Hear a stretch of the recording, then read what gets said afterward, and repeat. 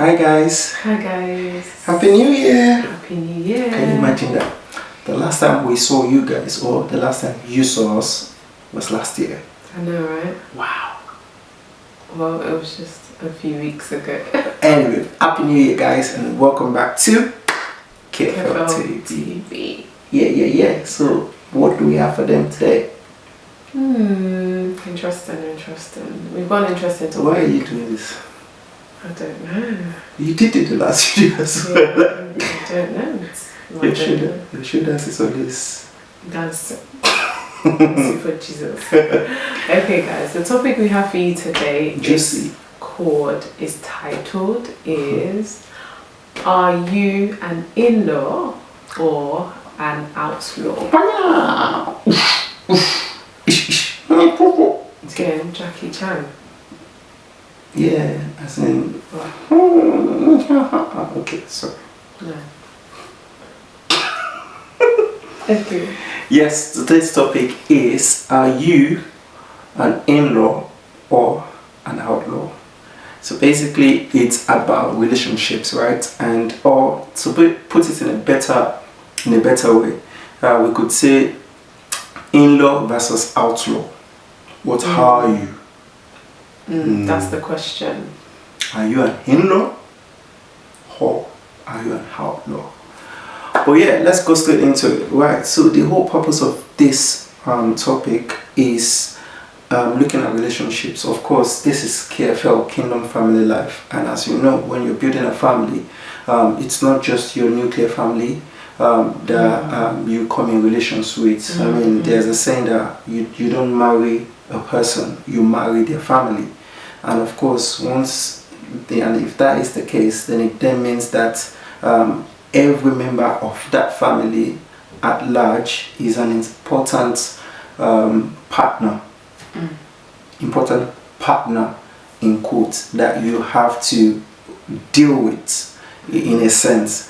That doesn't mean that they'll be getting involved in the affairs of your home. No, it just means that they are family members, they are your in-laws, and you have to deal with them. I mean, there might be situations where there's family gatherings, not necessarily on family gatherings, like, you go visiting, they come visiting. What is the relationship like? Is it a cordial one? Is it a relationship where you're tolerating each other, you're enjoying each other? Or is it actually a relationship that you enjoy each other's company, or you have good conversation, there's chemistry, as they say, and and the relationship blossoms into something where there's value added, both for yourself and of course for your in-laws at large. A common question could be, what is required of me as a daughter or a son-in-law? Now, when you are marrying somebody, whether it's man or woman, like my husband said, you're marrying into their family. You're not marrying the family, not in that way, but they're part and parcel of your spouse.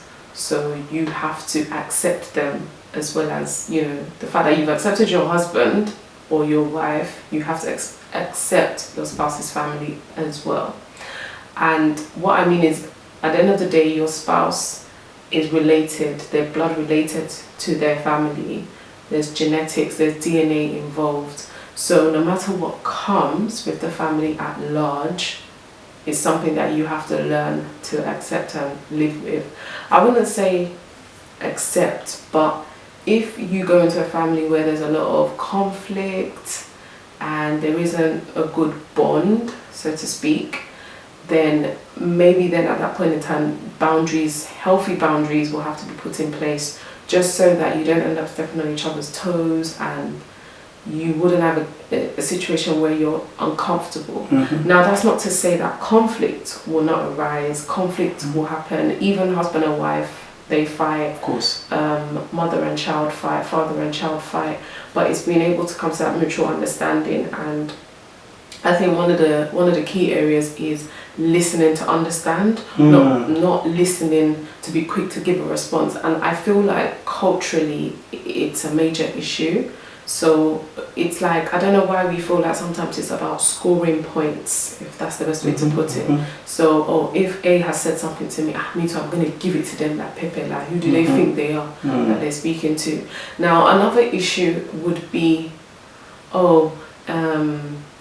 people having information about mother-in-laws, for example. Now, I think in that aspect, we're still going to go into She had detail to go there about that. But it's not a topic we're going to be dealing with right now. But it's definitely something that's going to pop up in the future with KFL. And you never know, I'll probably have my mother-in-law on here as well. And my mother-in-law. Yeah, so we'll see how that goes. But yeah, you hear stories of, and when you marry into that family, be mindful of your mother-in-law or be mindful of your father-in-law.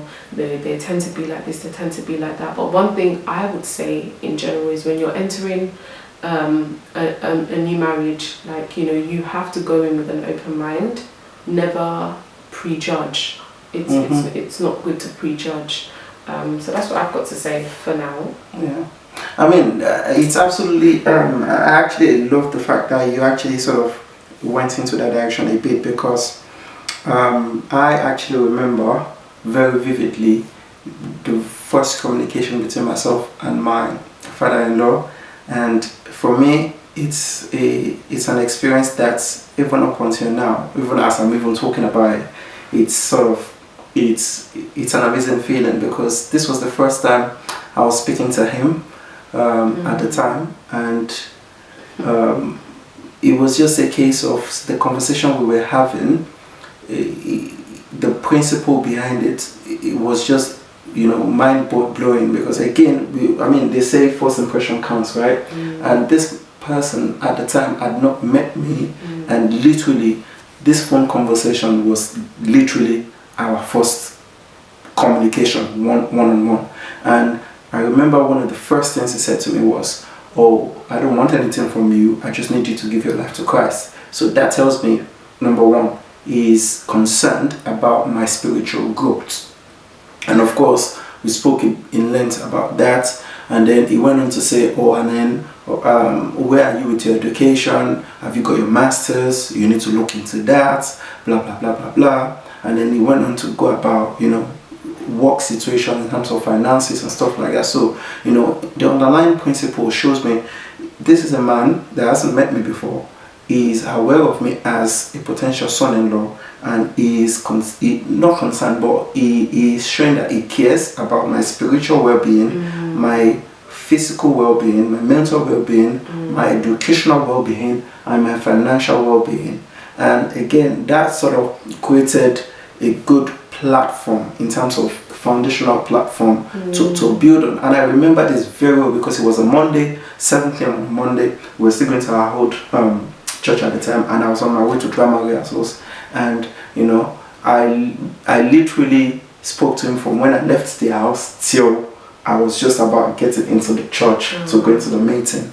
And even after the meeting, about 9 p.m, I called him back, and we literally spoke from when I left the church till I got back home at the time. So again, there is a tag in terms of in-laws, right? But if you really look at it holistically, it is all about relationships, right? And regardless of if it's an in-law relationship, a friendship relationship, a sibling relationship, I believe that there should be boundaries in place. And when we talk about boundaries, it's not about you putting boundaries in place because you're proud or you don't want to speak to that person. So no, it's about creating an avenue where there's mutual respect and mutual understanding. Yes. And every relationship should have a boundary, regardless of what sort of relationship they are. But having said that, again, we had this conversation on our family group, right? And oh yeah, that's true. My brother said something phenomenal that I believe is very crucial, and he said something like, relationship is not science, it's not a 2 + 2 = 4, right? And he's absolutely right. But I also believe there are principles that are guiding how we relate with each other, and those principles are there to enhance the bond that that is that the bond between two relationships, Yeah. right? And and as I was saying in the group, also strongly believe that the relationship between a subject matter and their family has some form of reflection on how the person's spouse would relate to that family. Again, it is not a straightforward like A+1, like my brother said, like my elder brother said. But there are also other factors involved in it. Everybody has a part to play. You have to put in the effort. I mean, like I said, I've never spoken to my father-in-law up until that Monday night, and that foundation of the way he accepted me, the way he spoke to me, the way he showed me he cared, and his wish for me to excel in different facets of my life created a good base where I could now come in and sometimes even and build that relationship further. So it takes two to tango, like they say, right? That doesn't mean that even with all that, there won't be difficult people that you're going to have as an in-law. But the truth is, as Christians, we should really look at ourselves. How can you can't control other people's actions, but what you have control over is your reaction, or your own actions, should I say. Yeah, I agree with you. The main thing is, if you take away just looking at how to deal with in-laws, if you take that out of the equation completely, as a Christian, as a born again, you're meant to behave in a good manner anyway. You're meant to be Christ-like. So whether this person is your in-law or not, you agree with the way they live their life or the way they do certain things, you have to behave in a good way. Like, you have to be respectful. And I think the other thing is, you also have to be mindful of the foundation of the family you're going into as well, that you're marrying into, because you find there could be one set of family that have a very strong bond, right down from the parents to the great-grandchildren, for example. But then you find another family where the parents and the children don't have a close bond, so to speak, but when they are in a setting and they gather together, they all just gel. Like, you wouldn't actually notice unless you're looking in quite deep.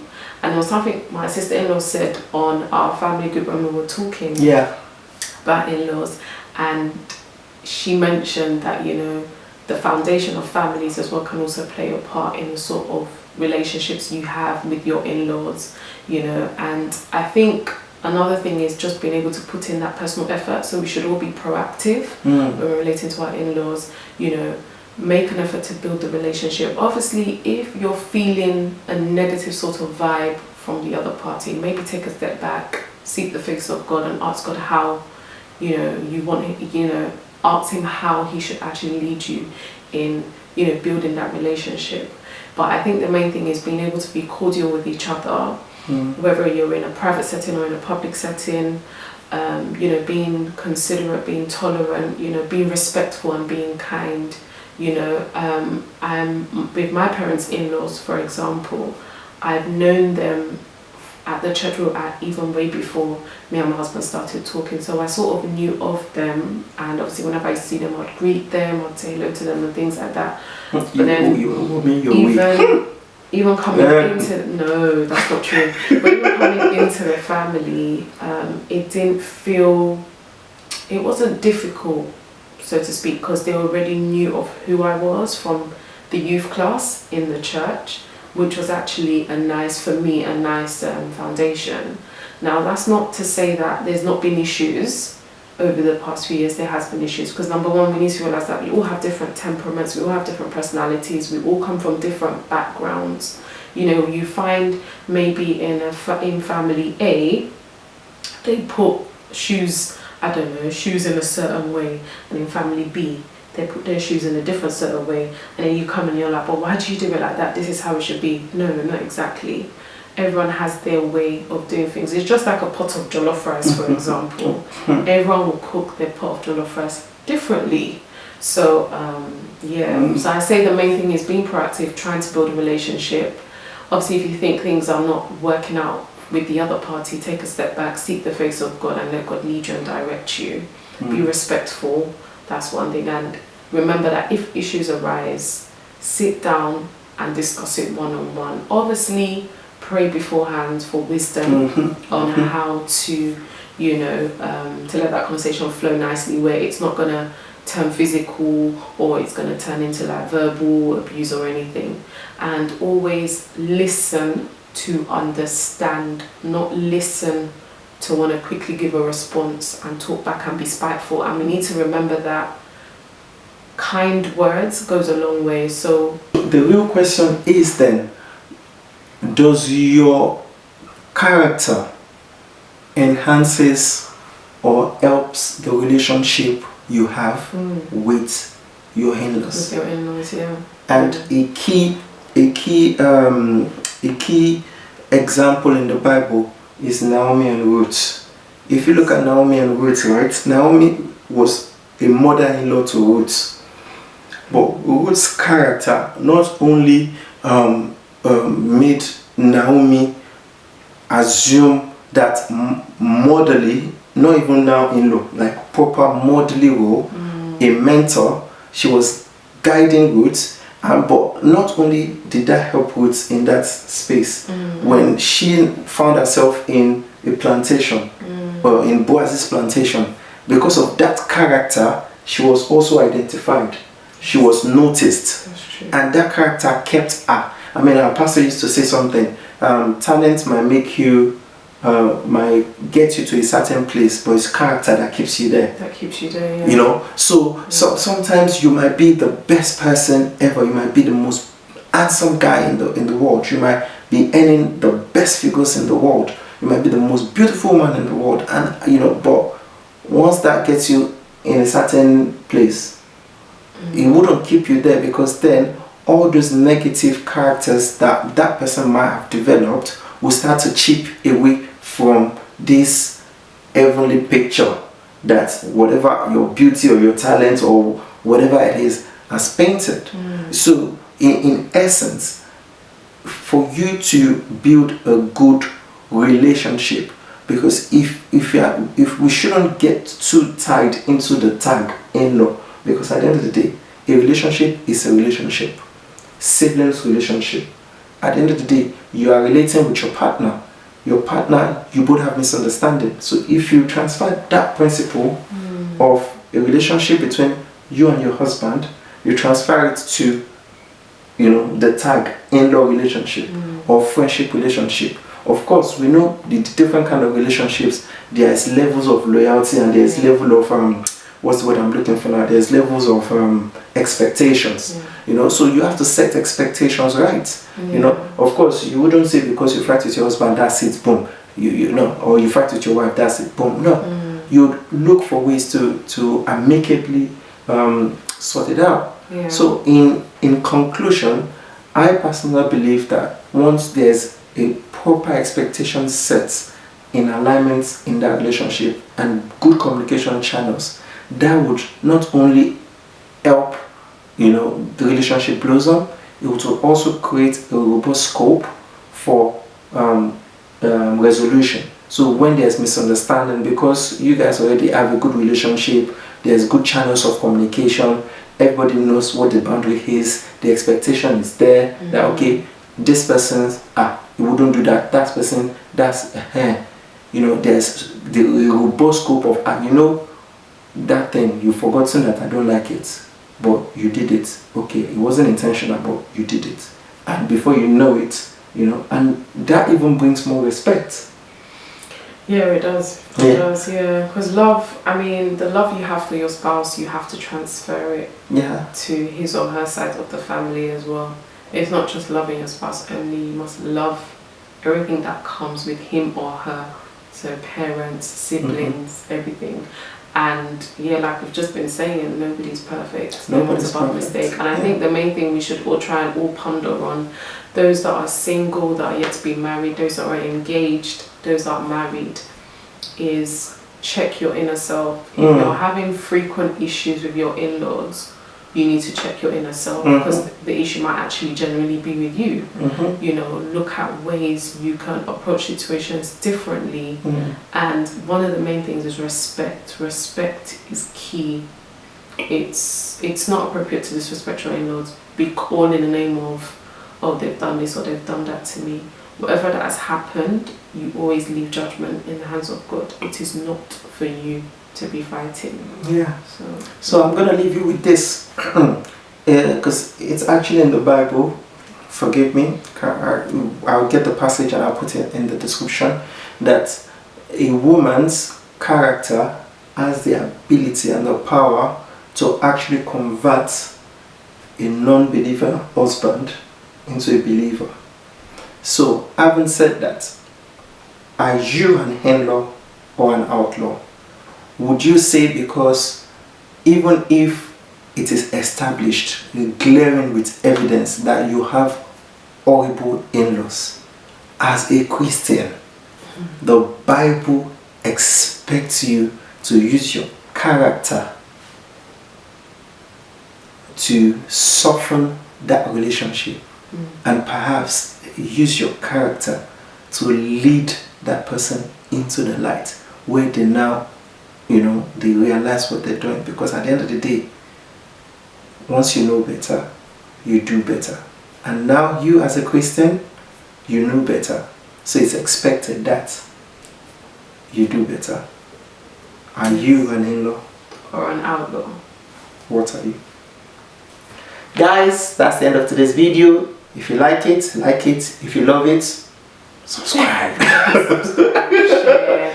Yeah. And remember to click on the notification bell so that you can get an update of whenever we're going to be releasing new videos. And the next video that will be coming up will be from Toulouse Nuggets. Monday, got something for you, innit? Huh? You heard. Anyway, don't forget to follow us on Instagram. It's Kingdom Family. Kingdom